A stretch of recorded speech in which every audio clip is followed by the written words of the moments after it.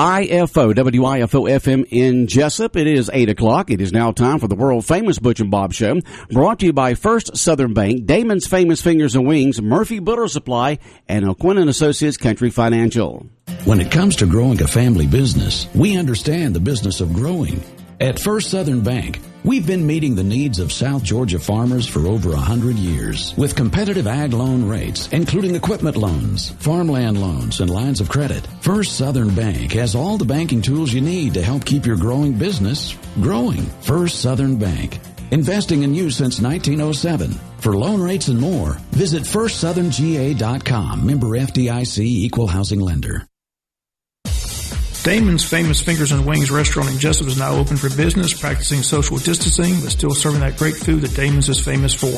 Come inside or come through the drive-thru, but Damon's is open inside and welcomes back its customers. The menu's the same, the service is fast, and the food is fantastic, and the sauces remain the same, mild, wild, insane, or inferno.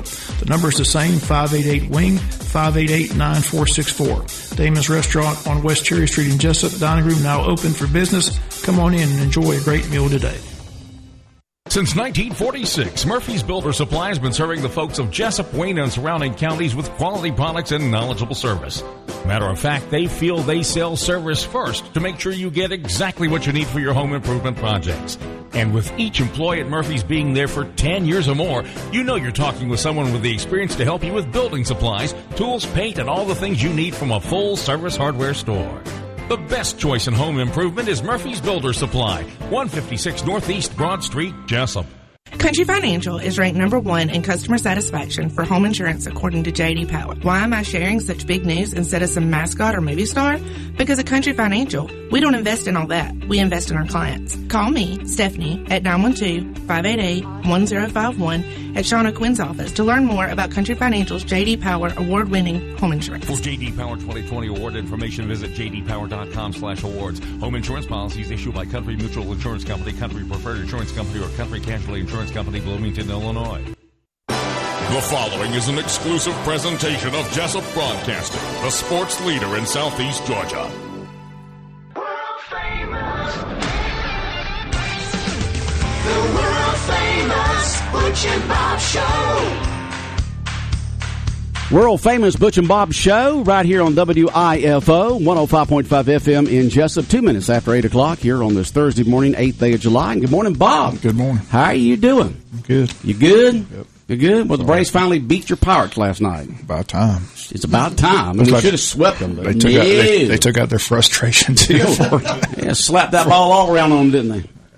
They should have swept them, though. But, maybe the Braves can turn around. I said, Pirates have no choice, have no chance. The Braves are the ones they got a chance. So, maybe they'll turn it around. Yeah. The dog days of August are coming up. So yeah, All-Star game will be here in a few days. Yeah, I'm disappointed. I thought the Braves players would boycott the All-Star game. I wrote them a letter. I asked Freddie, please boycott it, but they're not. It's too big of a stage for them, I guess. Too much money, I guess. But it's always about the money. The Braves players should boycott. Say, look, explain to me why is the game not in Atlanta? Who knows? Can you? There's no reason why it shouldn't be there. That's what I'm saying. It's absurd. But that's just the way it is. We can't do nothing about it, Bob. We can complain about it, but it's like the weather. There's nothing we can do about politics and you know what. So. Yep. Well, we've got a couple of guests in this morning. Who do we have, Bob? Like I said, the story has been going around for the last several months about catalytic converters being stolen from vehicles. So I just thought we'd get the officers in from the Jessup Police Department. We got Officer Hamilton, Officer Drawdy. First of all, explain what a catalytic converter. First question I got, like I said, I don't know nothing about all of this. Does every automobile have a catalytic converter? Since about, I think, 1994. Okay, so for sure. It might have been 84. I can't remember. It's been earlier, but so every vehicle I think the value, as far as the value of a catalytic converter is concerned, I think it was around 94 that they started putting the rare metals in them. Before then, it was these little ball bearing type things, and they don't hold any value or anything. So why did they go, Paul? Why did they go to the valuable metals from the ball bearings years ago? Does it help take the pollution out better or something? Yeah, you're getting way above my pay Okay. grade, but Okay. but you're on the right track. I mean, that's my understanding is just that they use three Maybe we'll get a different. mechanic text in 912-427-3711. They basically use three different metals, all in the platinum family, which is platinum, rhodium, and palladium. And each of those metals have the ability to basically scrub nitrogen oxide. And please, nobody quote me on this because I'm just going off memory from what I've read. But they have the ability to scrub nitrogen oxide out of the gases that a gasoline engine produces. Mm-hmm. So, I mean, we can go ahead and dive into it. One of the reasons catalytic converters in the exhaust Yes, system. It's not up front like the old if you- pollution devices. It's in the because a lot of times you hear people say, "Well, that dry grass got caught on fire by the catalytic Yes. converter," so it's in the exhaust Yeah. system toward the bottom of the vehicle. Well, that's what it is. Because I mean, when all this started, and the first couple of times I got up under a vehicle and even paid attention to an exhaust system, typically what I see is you see the big muffler, and then there's like another smaller muffler in front of it. Well, that's It's in your front of it. Yeah. So that's you your got the catalytic converter, then you got the muffler, and then the exhaust tailpipe. Okay, Yeah, that's all right. correct. Yeah. Why is it so quick to take? I mean, they said they can get in that quick. I mean, Like it's a NASCAR crew, man. Well, what they're doing is Chris? they're getting under there with a sawzall, basically, and cutting it. These guys are. I mean, they've been doing it for so long now that they've actually mastered this craft, and they about 30 seconds, 40 seconds, they're gone. Wow. That's So what I they heard, saw the yeah. tailpipe right before the catalytic converter and right after it. Is that That's right? correct. Okay. Take it right out. And they're gone. So your muffler is going to be hanging down then, right? Yes. And what we found a couple times, we believe that they're dropping people off doing it and then coming back to pick them up. So it's only one person there, and like I say, you've got to catch them because there's no really markings on them, identifiable marks. And I know this is a national problem, so hopefully they're going to be trying to do something to try to get some identifying marks and better ways to do it. So because right now it's not against the law to drive around your car with a catalytic converter. Right. Yeah. So what do they do with these catalytic converters once they steal, where them? Where they go? A lot of them go to recycling places, and then a lot of them going to basically the black market. They're taking them to a different, this is a middleman in say Brunswick, and then they're taking it to Jacksonville or a bigger city, and then they're distributing them. Well, these people who buy these catalytic converters have to know they're stolen. We believe that. I mean, they have to. I mean, if it's a mean, recycling center, a person comes up with a catalytic converter, so There are sometimes there's automotive people that work in this trade that do that for a living, and that's why it's legal, So not everybody that takes one to the recycling place is stolen. And I want to make that clear. That way we don't think that everything that's taken there is stolen. So, but there is a group of guys going around stealing. So the people who buy them, what do they do with them? What they'll typically do is just like Captain Hamilton was saying, they'll take and they'll sell it like a local guy. He goes and cuts one off. He'll sell it to somebody here in town for, let's say, $50 to $100, according on what type of catalytic converter. $50 to $100, okay. Well, according on what type of catalytic converter. Right. If it's off of certain vehicles, certain vehicles have more value than others because of the size of the converter and how much rare earth they use in them. So they'll sell it to a guy. That guy may take it to either Brunswick, Atlanta, Jacksonville, wherever.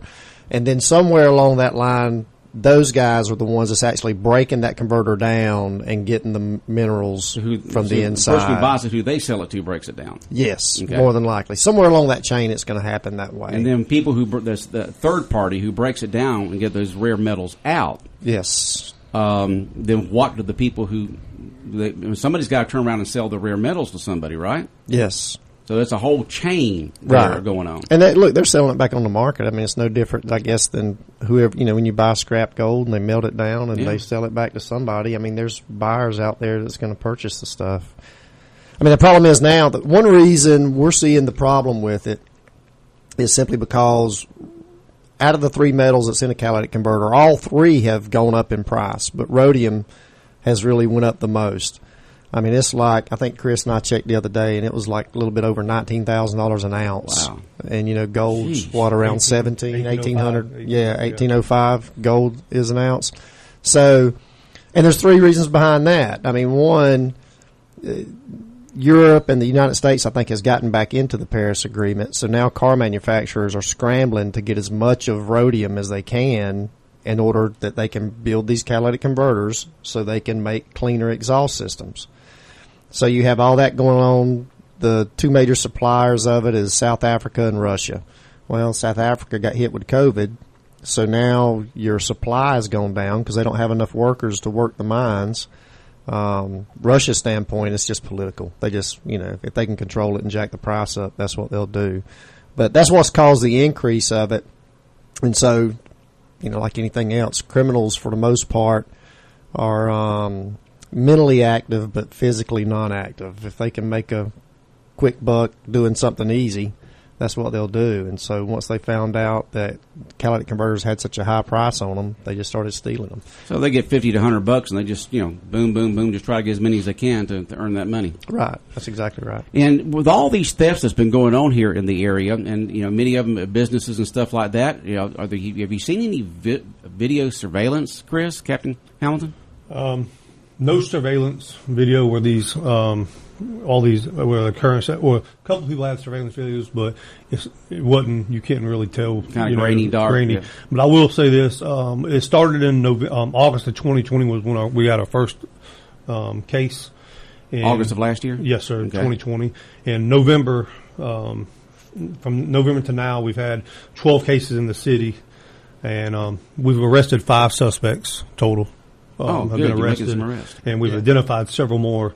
And that is, I want to give a shout out to the Wayne County Sheriff's Office, especially Investigator David Stallings. He's worked really great with us and gave us some great information. And we've worked actually together on a couple cases. And one night we all came out and we tried to hit both areas, the county and the city. And we ended up arresting a guy that night with 2 Cadillac converters. Well, I talked to the sheriff at the event in Scriven for the dedication of the Sam Dreyer Community Center. And I talked to him yesterday. He's going to give us a press release about the arrest. But apparently they made an arrest. Like I told Bish this last week, the guy that they arrested had kept a log of every vehicle they had stolen the catalytic converter, how much money they'd gotten from each catalytic converter. So that's got to help a little bit, doesn't it? It does. And that's what Captain Hamilton was saying earlier, is that catalytic converters are not a serialized item. So in other words, Bob, you could get stopped on for speeding, and they look in the back and you got 20 catalytic converters in the back of your car. Well, there's no law against that because we can't prove that you stole it without actually having video evidence or catching them in the act, or what I'm saying? Eyewitness. Or an eyewitness or something like that. So that's what's kind of made it hard for us. But then when you can gather intelligence like that, and that's David Stallings has done a good job from the county side, and just like Captain Hamilton was saying, in reference to, I think he got with the GBI and they done an intelligence brief on a lot of these guys. Because look, the easy answer to why do people do this is drugs. I mean, literally. Oh, yeah. I mean, that's the majority of our thefts. Yeah, the majority of our thefts are all drug related, and it's the same thing with this. Almost everybody we've recognized that's cutting catalytic converters, it's all for dope money. That's what they're doing. Now they're reselling it to other people who's doing it for just hard cash, But the guys that's actually crawling up under vehicles and cutting this stuff off, they're the ones they're wanting some quick money for a quick fix. Do they have to wait till the cars cool down, because that muffler system, exhaust system, gets hot unless they have some really thick gloves? And that's the problem. Most of the time, it's typically happening sometime after midnight. Folks are parking their cars, or either like church vans. Well, last week when we were talking about it, we had 2 churches who texted in and said that their vans, vehicles, have the catalytic converters have been cut off of them, because these vehicles sit at the churches. They're only used during events. That's right. And so there's no one around late at night or the weekend or something like that. And the other 2 places that I know, it was done late at night, where they keep company vehicles there overnight. Yep. And that seems to be where they're really hitting. And it's hard because there's no it's sporadic, where there's no rhythm what they're doing. So we could go out and watch this place tonight, but they're hitting somewhere else tonight. You know what I mean? So you got to be constantly moving, and you got to catch them in the act. So we preach to these guys on patrol to constantly ride around, check these places. You're gonna finally eventually run up on one of them. Well, if you arrested 5, there's a lot of folks doing it. Then it's just not like one person out there who's got the expertise. There's many of them out there doing it. Right. Now, what about on the other people they sell to? You know, have you talked to them, arrested any of them from the people that you've arrested, and say, have they identified their buyers? Appling County, we worked a couple of cases with those folks between the sheriff's department and talking with the investigators over there, and they actually arrested a guy the other day, and that was David Stallings. Went up and interviewed him, but he was in jail in Appling County, but I think he's from Appling originally, but he was living here in Wayne County, and he was one of the main buyers at the time. Okay. So they've kind of taken him off the streets for now, but I mean, look, they're Somebody replacing. Yeah, somebody will step up. Yeah. The main thing we're encouraging folks to do is if, you know, especially like for churches and any organizations that has the larger buses and stuff, because it's a little bit easier for them, and those are kind of more high target vehicles. If you can take like an engraver and just get up under it and engrave like your tag number on it, the last 4 on your VIN, but more than anything, spray it with like fluorescent orange paint. You know, so that way when the that doesn't burn off or anything like that. No, you put so when fluorescent orange paint on that. Yeah, so when eventually it'll wear off, but it'll be enough that ideally what happens is the thief crawls up under it, sees the fluorescent orange, and goes, "Oh, this one's been marked." Mm-hmm. Like for instance, like the U-Haul place. A couple of the U-Haul places have been hit twice in the city limits. Well, they don't mess with U-Haul anymore because U-Haul has started stamping all their catalytic converters. That's right. So now if you're a buyer and that catalytic converter comes in and it's got a big U-Haul stamp on it and this guy has nothing to do with U-Haul, it's like, okay, you know, a reasonable person should have known that's stolen. But that's the honest buyers. The dishonest buyers would care less. They'll just True. turn around and sell it to their guy that's going to get the rare metals out of it. Yeah. At least they know they're buying stolen items, so if they It'll ever be do easier get caught, that's they exactly can be convicted. Right. Yeah, that's exactly right. Yep. Well, Chris, Captain Hamilton, what do you advise people to do to help protect their vehicles from this crime? We recommend people try to park it in lighted areas. And like Investigator already said, they can mark it a certain way, and just be good stewards. If you see something in your neighborhood that, you know, someone's walking around, or if we've had problems, if somebody comes up to a door and says, "Hey, you mind if I work on your car?" or something like that. We've had 2 instances like that where they went to an older person and said, "Hey, can we work on your car? We know your car's messed up," and they find out they're cutting catalytic converter and they're gone. You know, just be aware of your surroundings. If you see something suspicious, please call us, and we'll send somebody out there to take care of it. I found out that when a catalytic converter's cut off, you can still crank your vehicle and move it, but as the person texted in last week, it's loud. It's loud. And then, of course, your tailpipe's going to be hanging on the ground. That's right. There's just enough loud vehicles around town anyway with the catalytic converter still on them. It's like, how loud can I make this vehicle? You can't even hear yourself think. You can hear them mile coming down the road before they even get to your house. That's true. Some people want loud vehicles. Bob, go ahead. I just appreciate your company. Like I said, this is a story that's been out there everywhere we go. People talking about it. So, like I said, all I know about a vehicle is you get in, you crank it up, and you go. You know, if it needs gas, that's all I know. That's right. I didn't even know how you would know a catalytic converter. That's what I asked. How would you know what's stolen? Yeah. But that's what it is. You get in there, it makes a crazy it'll noise. be loud. It'll be loud, and your tailpipe will be dragging around. Yeah. It's been a while since we had the shootings. Any luck on where Levante is? Have we found him yet? We've got obviously we got the marshals helping us out with that, and you know, without saying, we're pretty confident that he's obviously not in Wayne County. Right. He's from the Pensacola, Florida area, but he hung around Wayne County a lot, right? Yeah. For the last probably year or so, he's been living here in Jessup, going back into Pensacola. So he's got a lot of family in the Pensacola, Florida area, and but there's one more location that's out of state that we got a good idea that he may have traveled to, and so once again, you know, the marshals, they have a lot more resources to track those folks down, so they're actively searching for him. Perry and I are talking about all these shooters. I said they didn't. And luckily, no one got killed. Yes, but they're not helping their case when they go to court when they do get caught, because normally you'd get a bond, but none of these are going to get a bond because they're showing their flight risk. Mm-hmm. So once they get caught, they're going to be sitting in the jail cell for a while. So they're not helping themselves. So Lachelle Worley's still out there. The county's still looking for her. Yeah. The third shooting is still no cooperation from the guy and that's the issue with that one. The one on 3rd and Oak Street, right? Right. Captain Hamilton and I were talking about it yesterday, as a matter of fact. I mean, look, the bottom line is we know who did it.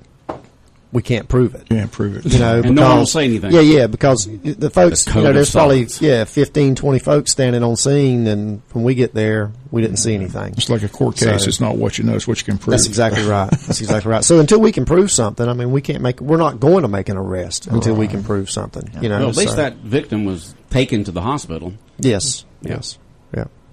Well, I said that was a strange day. No, it was. I mean, Strange. I mean, 3 shootings in one day. That just doesn't. Not happen. related at all. All three. No, different I know. And that's in one what day. that's I what mean, was really crazy. I mean, we in between the first and second shooting, as we were out looking for the first suspect, we were checking some addresses we knew. We get a call that a sexual assault had taken place, and so now we're dealing with it. Then the second shooting happens. So, I mean, it's that was a late. strange day. Well, I y'all said- start wondering by the end of the day, well, is everybody gone nuts? Well, and the bad thing, and this is obviously from experience, but Chief Morgan, after the second shooting, he's standing there and he goes, "All right, guys, it always happens in threes." Oh, he did? No, I'm serious. And so sure enough, we were standing Words of on, wisdom from the captain. we were literally on 3rd and Oak at the scene, and we were processing the scene, and Chief Morgan said, "It happens in threes, guys." He said, "So get ready." And sure enough, so we're standing there trying to just get all of our thoughts together, and we got our whiteboards out, and what have we done on the shootings, blah, blah, blah. And then all of a sudden the county comes out with their shooting. yeah, And they had helped us so much, so we ran out there and Wow. helped Yeah, them with their I told you that was scene. a crazy day. Just got all that from downtown Jessup. It was a long day trying to put all it. And I went to eat dinner at the country club and walked in, and somebody says, "What about the second shooting?" I said, "What second shooting?" They said, "They just had a second shooting." Didn't we have 3 fires on one day? Yes. A while back? It happens in threes, yeah. Yeah. So I called Perry. I said, "Perry, I heard another shooting." He said, "Yeah, I think they just had a third one in the county." I was like, "What?" I said, "Well, it was a long day." It was. Turns in crazy. Chicago here, man. I think it was literally, I know, and Captain Hamilton, unfortunately for me, was out of town that day on training.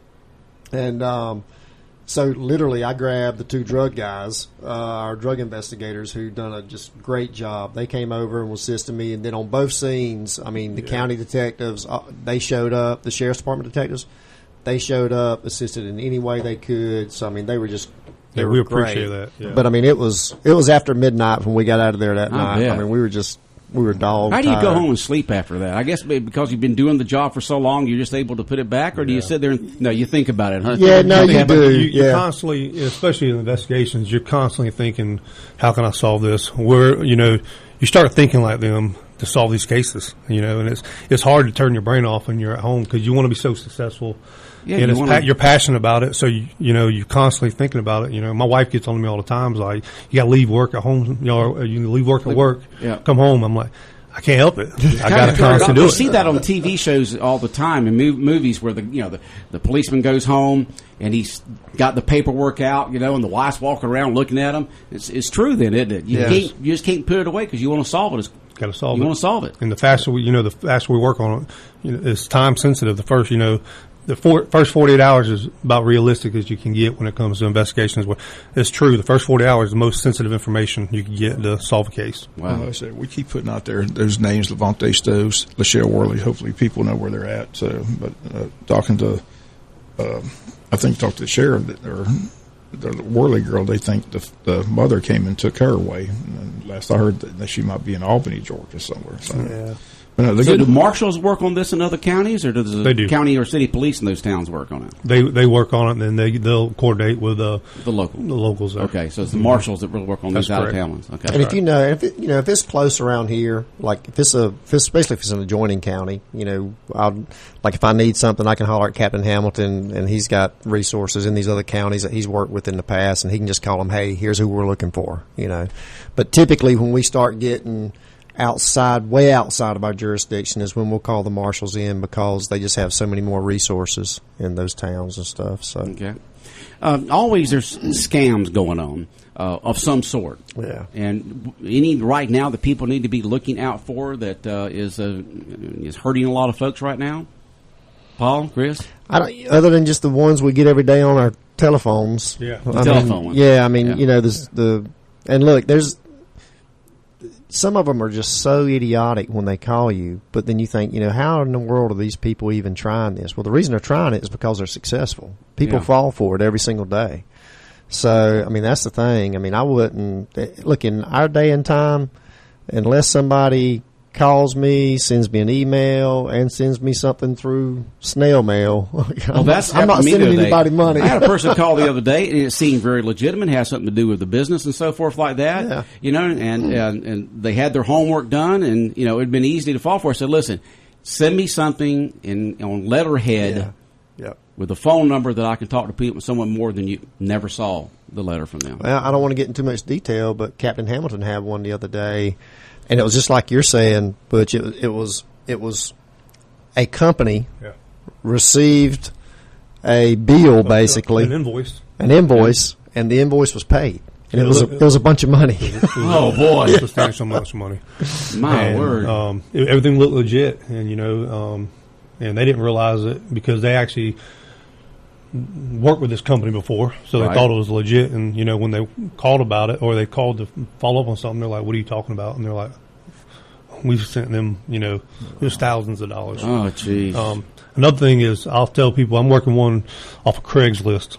Do not buy. I mean, some stuff is legit on Craigslist, but I got a guy from Massachusetts right now, and he sent somebody around this area $20,000 for a boat, and no boat. So I'm working that now. So just do research when you're doing these kind of things. Verify stuff. Just don't send people money. Oh yeah, without verifying it. We can't express that enough and don't give out personal information. That's the thing about it. That's what they do. They want your social.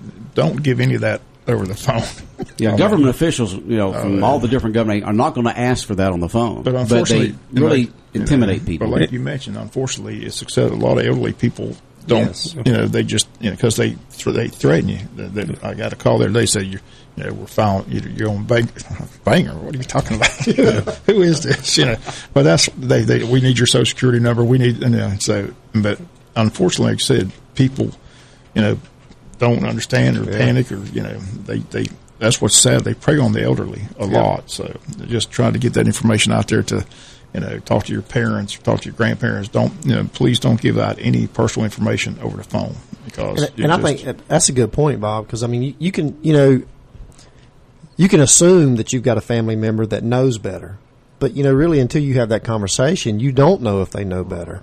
So I mean, I think that's important is to talk to your family members and let them understand that look, you don't give out any information. Don't be sending anybody money unless you talk to me first or something along those lines. Yeah. And just be very wary of phone calls like that. Very wary. If they ever tell you, if you talk to somebody and they ever tell you to go get a Walmart gift card or go get a Visa gift card, it's a scam. Right off the bat, it's a scam. So I just wonder how they get all these cell phone numbers. I remember the old days when the hard lines, but how do they get all these cell phone numbers? I mean, they're not published anywhere. I mean, apparently they're somewhere because they're getting them. Yeah, I assume it's like any other marketing campaign. You can buy a list. Just buy a list of anything. Yeah, just buy a list of anything now. That's the way folks are making their money is just selling personal information. So well, when you go on social media, most people do not read, the page after page after page of fine print. And really, when you sign up for a lot of these social media accounts, you're basically giving them carte blanche with all your personal information. Oh no, it is. Listen, read it. I mean, read it. You're thinking, if you really read it and understood it, you think, I don't want to sign this. Our IT guy at the Jessup Police Department was telling me the other day, and I had no clue because I don't have it. But I remember when all the hubbub was about Trump was wanting to kick TikTok out. Well, I don't have TikTok, so I don't have a clue why, Mm-hmm. And he's telling me, he said, oh, no. He said TikTok literally, they scan for your biometrics. They do retinal scans and voice inflection scans and collect that data. And I'm like, why? Social media do that. Yeah, they get to the point where they know what you're going to buy before you buy it because that's how well they document your purchasing, what you like, what you don't like. It's just amazing the information that people put on social media. You just don't think about it. Yep, that's exactly right.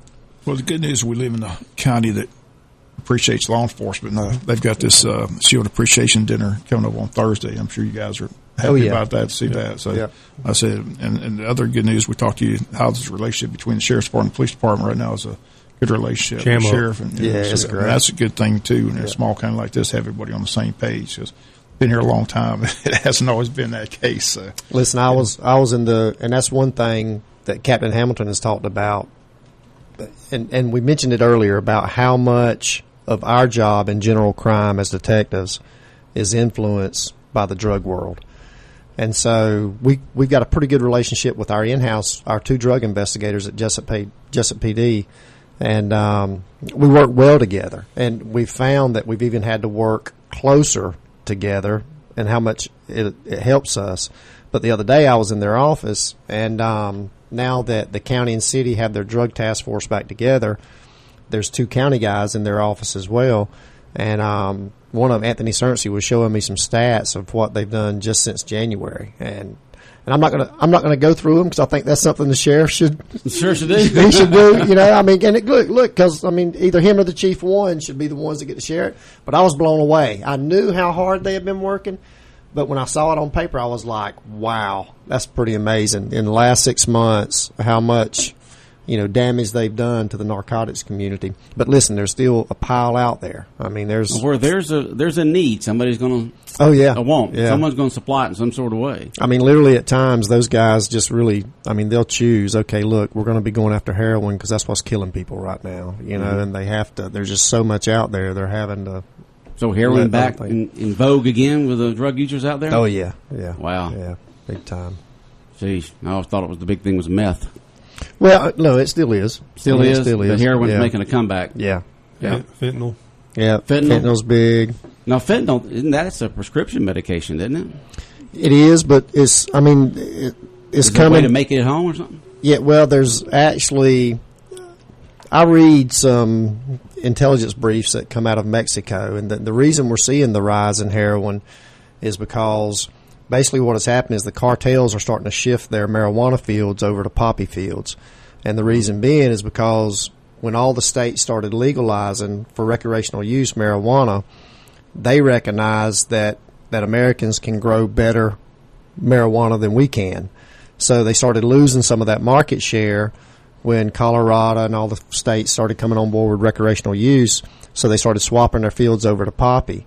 And they said that they've got at least, I think the last intelligence brief I read, they said there was at least 6 Chinese laboratories that produce fentanyl inside of Mexico. Wow. Yeah. And then it's just coming across the border. Yep. Yeah. That's the reason why you got to tighten them borders up, because you got so many drugs. I mean, just walking right across with it. You know? And I know, back when I was, when Nixon was president, he said, we're going to war on drugs. And boy, we've been fighting this war for a long time. You think about all the drugs that are made in the United States and that come into the United States from Mexico and from around the world. That must mean there's just a pile of drug users out there. There are. And not that I don't want to get into the whole argument of drug legalization, but I think sometimes when I hear certain people say it's easy for them in their nice, comfortable homes to talk about drug legalization. But when you see what Captain Hamilton and I see on a daily basis, I'm like, why in the world would anyone want to make this legal? Oh yeah, and I'm not talking about marijuana now. I'm talking about the heroin and the meth, cocaine, the cocaine. Fentanyl, I mean, it's just the way it destroys lives it's unbelievable. Yeah, and everybody thinks they're going to be that one person that's going to try it out and never get hooked on it. And next thing you know, their entire life, from the moment they wake up to the moment they go to bed, is about satisfying their habit. It will literally have you out at 2 a.m. crawling up under vehicles, cutting catalytic converters off. For $50 to $100 a pop. That's exactly right. So the main thing, getting back to the catalytic converters, is the reason why we ask y'all to come in.